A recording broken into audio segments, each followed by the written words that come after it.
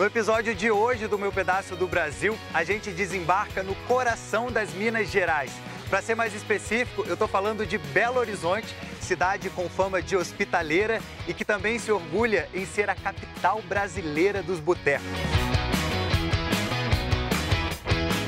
Entre um bar e outro, a nossa tour vai conhecer lugares históricos, museus e atrações imperdíveis.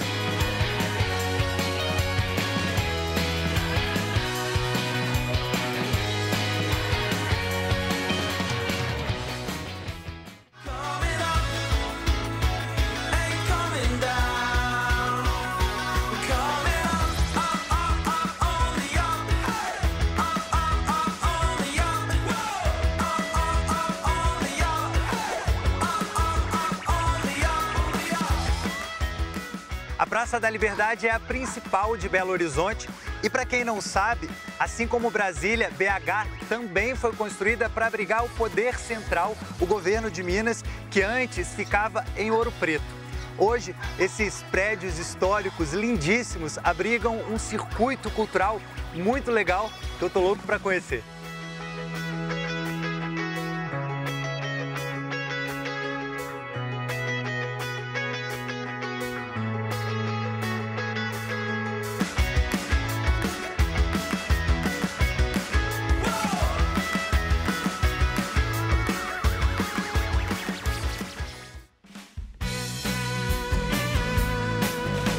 Nossa primeira parada é o Museu Mineiro, o edifício que foi a casa do Senado Mineiro e hoje abriga uma importante coleção de obras que retratam a história de Minas Gerais.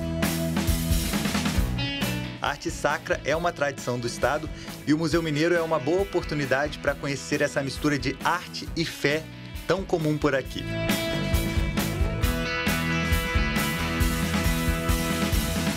O Museu Mineiro ainda guarda documentos e outras obras que remetem à história de Minas Gerais e impressiona pela sua grandiosidade.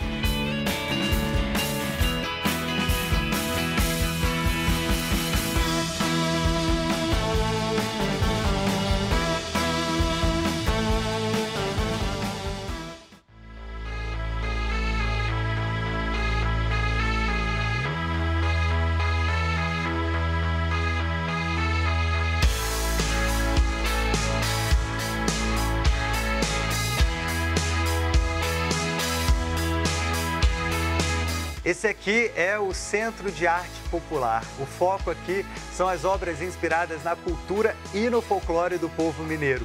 O legal de você vir aqui é que você pode fazer uma viagem pelos mais de 800 municípios do estado de Minas Gerais, que por ser tão grande tem uma riqueza cultural muito forte. E aqui você encontra obras de pedra-sabão, obras de tecido, obras de madeira. E também é uma forma de fazer uma viagem através da arte para o Vale do Jequitinhonha ou então para Ouro Preto, sem sair de Belo Horizonte.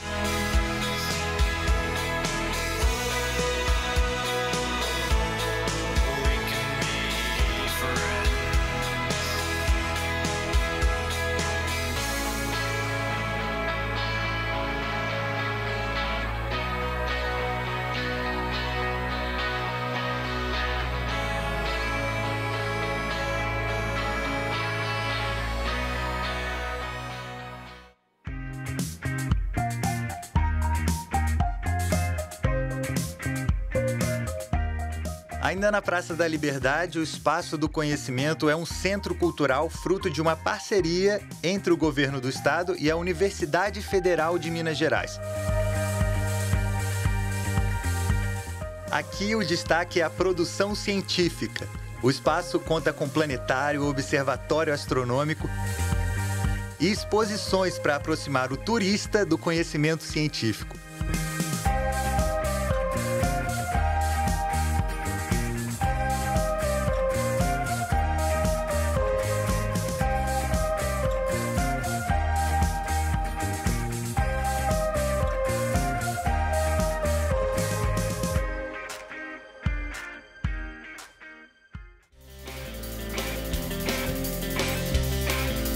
A Praça da Liberdade ainda conta com outros equipamentos culturais, como o Centro Cultural Banco do Brasil e a Casa Fiat de Cultura, que recebem exposições itinerantes, espetáculos e outras atividades culturais o ano todo.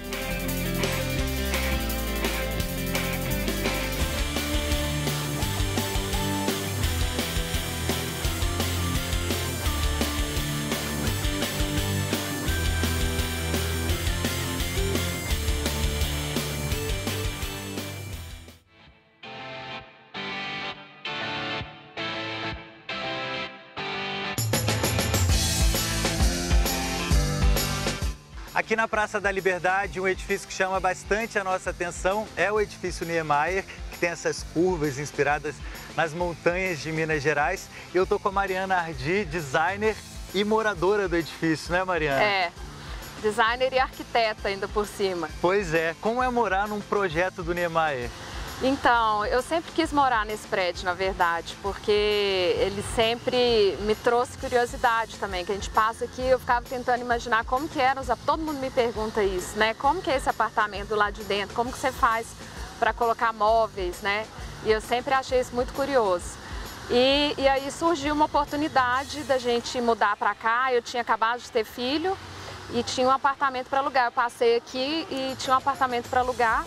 E aí eu subi e vi que assim, ele é tão maravilhoso por dentro quanto é por fora. Então, assim, é um privilégio, porque eu tenho essa vista panorâmica linda. O apartamento tem vidro, né, do piso até o teto, com essas divisões dos brises.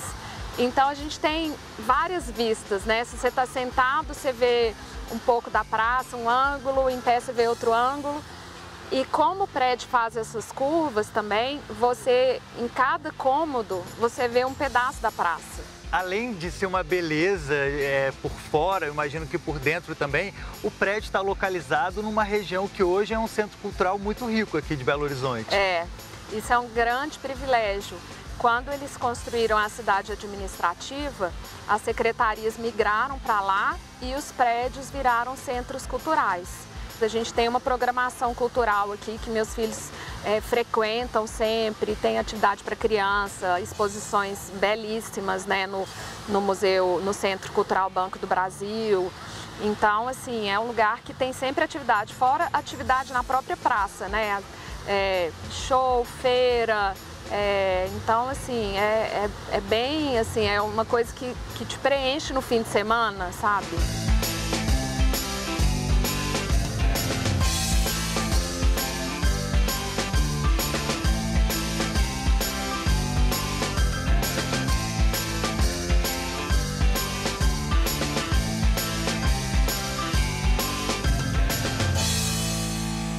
E a relação do Niemeyer com Belo Horizonte, ela é antiga, né? Ele construiu o conjunto arquitetônico da Pampulha, convidado pelo Juscelino Kubitschek. Conta pra gente um pouquinho dessa história.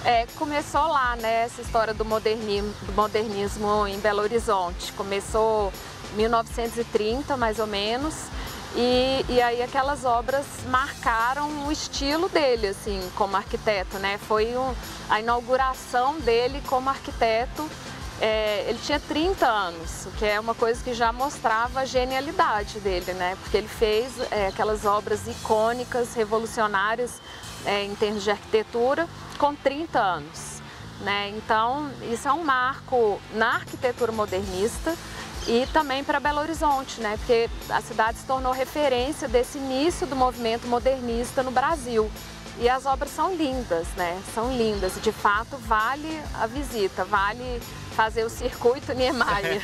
É um cartão postal também, né? Tem alguma história curiosa? Porque todo mundo vem aqui a BH, faz foto na frente desse prédio. Tem alguma história assim para contar? Algo que tenha acontecido? É engraçado, porque como eu sou arquiteta, meu marido também, a gente conhece muitos arquitetos, né? Então, nosso apartamento virou ponto turístico. Mas eu não ligo, eu acho ótimo, porque eu sempre, antes de morar aqui, eu sempre quis conhecer alguém que morasse aqui para visitar, né? Então, um dia eu acordei, estava indo para ginástica, e aí abri a porta do corredor, tinha 20 austríacos na casa. Sem combinar? Não, eles combinaram com meu marido, ele não me avisou. Não te avisou. Aí eu acordei também que eu não tava de pijama, eu tava já de roupa de ginástica. Tinham 20 austríacos na casa. Fotografando tudo. E sempre tem, gente, mas eu tenho o maior prazer em receber porque é algo que vale a pena, assim, conhecer de dentro também, sabe? É isso, morar na obra do Niemeyer é isso.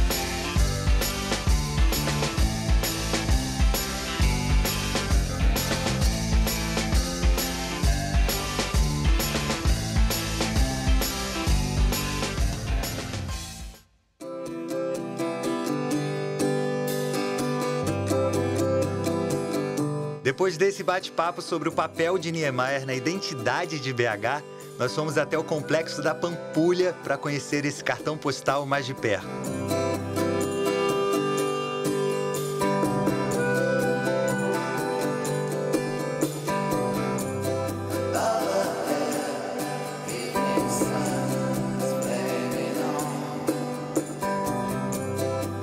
Uma das construções mais famosas é a Igreja de São Francisco de Assis. O desenho incomum da capela chocou tanto na época que as autoridades religiosas da capital relutaram em consagrar a igreja. Foram necessários 14 anos até um culto poder ser realizado aqui. Alguns quilômetros adiante, o Museu de Arte da Pampulha é uma das casas dedicadas à arte contemporânea em Belo Horizonte. O prédio foi construído originalmente para ser um cassino, mas com a proibição do jogo no Brasil, acabou virando um museu.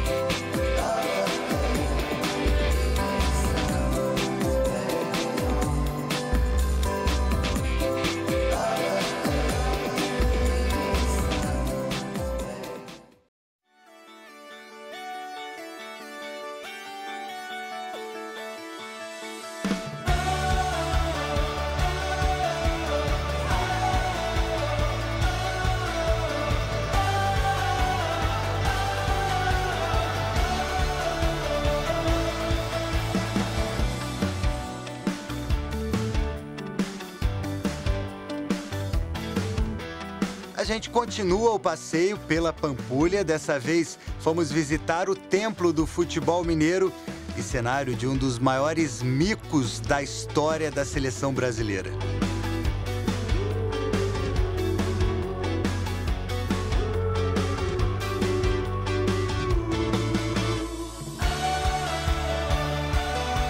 E aqui no Complexo da Pampulha também fica o estádio Mineirão, que é conhecido como o Gigante da Pampulha. Além de jogos e shows, o Mineirão também oferece aos turistas um passeio guiado pelas dependências do estádio e é a sede do Museu Brasileiro do Futebol, que a gente vai conhecer agora.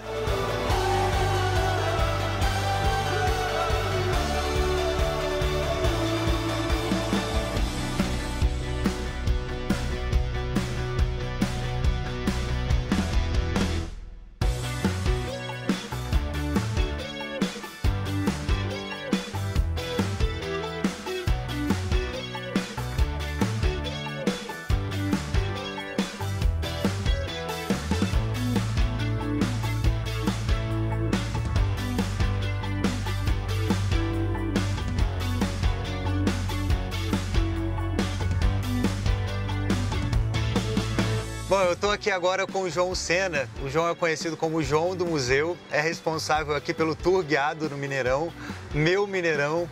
Ô João, conta pra gente o que o turista vai poder vivenciar aqui no Mineirão. Cara, Mineirão em si já é uma peça histórica que vale a pena ser visitada, né?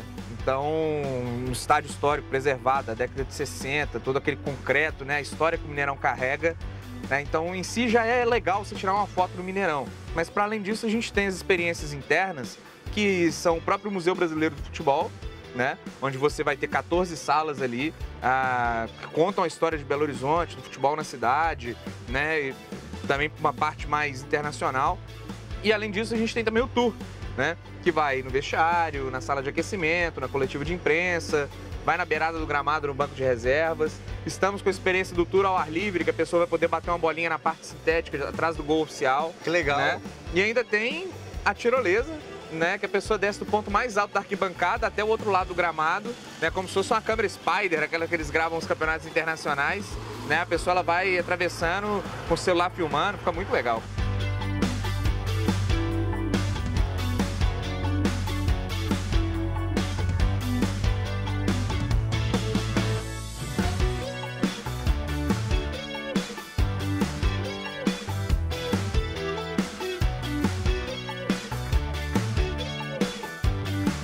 Agora, João, o Mineirão tem muita história, né? Cara, história demais, tá doido. Se eu for pegar, né, o próprio museu, ele conta bastante dessa história. A primeira sala vai contando ali, são 14, né, da história de Belo Horizonte, dos estádios da era pré-Mineirão, né? A gente passa também por uma sala de vídeo, onde vai contar um pouco, né, dessa reestruturação do estádio, mas sem perder a parte histórica. Então a gente chega num momento que tem a sala do antigo Mineirão, com a maquete antiga, né, de como é que eram as coisas antigamente, né, e passa por uma sala muito especial, que é a sala das fichas do seu José França, que é um funcionário que trabalhou aqui no Mineirão durante muitos anos e que ele escreveu mais de 3.000 partidas da história do Mineirão. Estádio que até onde a gente sabe é o único que tem todos esses registros, né, desde a primeira partida aqui da seleção mineira contra o River Plate até 2010, quando o Mineirão fecha para a reforma da Copa, né? E aí você vai passar também por um painel grande com todas as fases da reforma, né? Uma sala com homenagem à Copa das Confederações, dos primeiros torneios internacionais do pós-reforma também, do novo Mineirão, né? Vamos passar depois por um corredor histórico que ele mostra um pouco a essência do que é o futebol, qual é a história do futebol, de onde ele surge, quais eram os esportes similares na Grécia, em Roma, na China, né? Até que você chega numa parte mais atualizada, né? Que vai ser as regras do futebol, né? Alguns dos ídolos que nós temos, chamada Sala dos Imortais do Futebol, né? E aí, então, nós chegamos numa parte mais do nosso cotidiano, que é a imprensa. Então tem uma homenagem ali à parte de toda a imprensa, né? Lá você vai poder escutar alguns jogos antigos narrados, né, no rádio, com fone, sentir a emoção, né? A gente chega até a arrepiar nos jogos mais importantes, né? Tem também televisões com entrevistas e tudo mais, alguns acervos históricos do pessoal da imprensa usava antigamente. E aí você vai para a parte final do museu, que você vai ter ali o Hall da Fama, que o pessoal adora, que tem o pé do Pelé, Tostão, Reinaldo, Dadá Maravilha e por aí vai, né? E depois futebol e outras artes, que vai mostrar um pouco sobre o futebol e a cultura que ele permeia na nossa sociedade. Música, dança, né? Enfim, charge. É um museu completo para quem gosta dessa experiência do dia a dia do futebol. Agora, João, vamos desligar o nosso microfone aqui para a gente poder falar de um assunto que não é tão legal assim. Aqui também foi o palco do 7-1, né? É verdade, cara. O história hoje já superada, a gente é tranquilo para falar disso, não tem problema nenhum. Inclusive, a gente recebe bastante gente da Alemanha, cara. Jura? Né? Muita gente, quando, né, usualmente, a gente recebe um alemão a cada 15 dias. Não só da Alemanha, né, cara? Porque, assim, pô, o Mineirão, ele é um templo internacional de futebol muito importante. O Brasil nunca perdeu da Argentina no Mineirão, por exemplo, né? Então, claro que tem muita brincadeira e hoje em dia a gente leva totalmente na esportiva, porque, assim, pô, nunca mais aconteceu isso na história. E ficou marcado. Então, a gente entende que pro pessoal da Alemanha, por exemplo, o Mineirão virou uma espécie de meca do futebol internacional.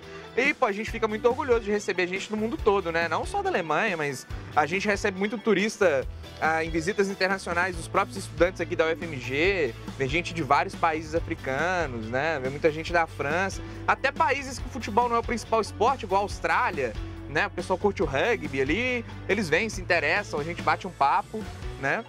E a visita rola. Não, e todo mundo aqui é bem tratado, né? Até os alemães que vêm aqui para dar risada da gente. Ah, com certeza, cara. A gente gosta de brincar com eles também, né? Não tem problema, vai tranquilo.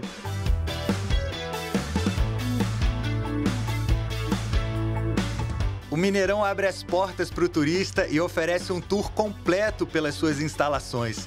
Aqui você vai poder conhecer o gramado, o banco de reservas e o vestiário. Imperdível.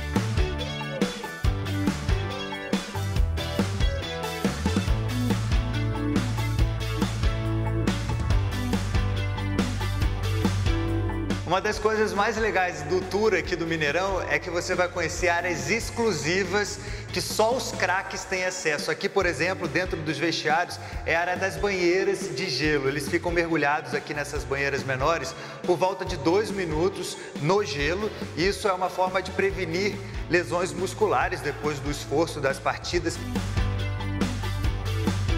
E depois eles sobem aqui para essa banheira maior, acho que é um ofurô isso aqui, onde tem água quentinha, aí é uma parte confortável, final de partida e um momento de comemorar também, claro, se eles ganharam a partida, né?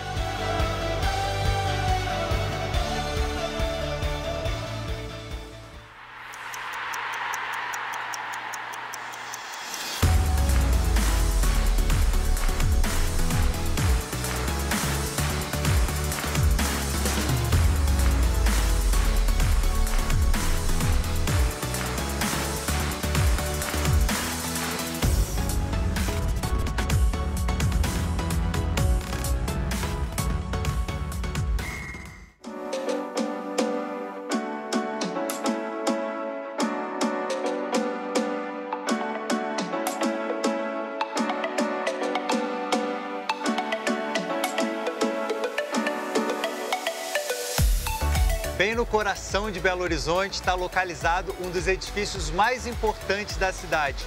É o edifício Maleta, que é meio comercial, meio residencial, e ele foi construído na década de 60 e desde então abriga repúblicas de estudantes, bares, restaurantes, sebos, tem de um tudo aqui.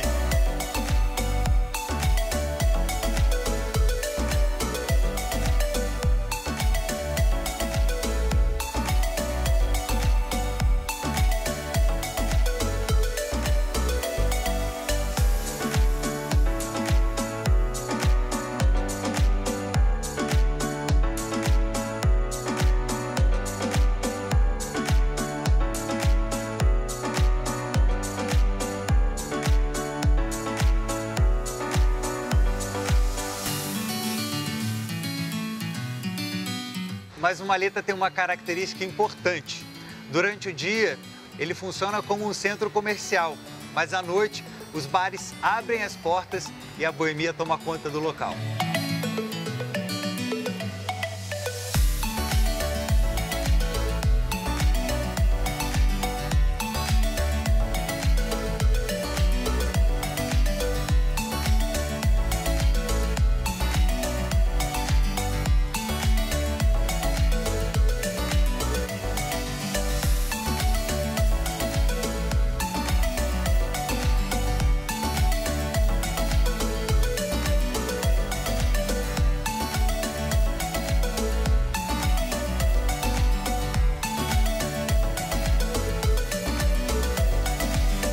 No próximo programa, a gente continua turistando por Belo Horizonte. Eu vou experimentar o tradicional pão de queijo mineiro e uma iguaria da cidade, o fígado com jiló. E também uma visita ao maior museu a céu aberto do mundo. Até lá!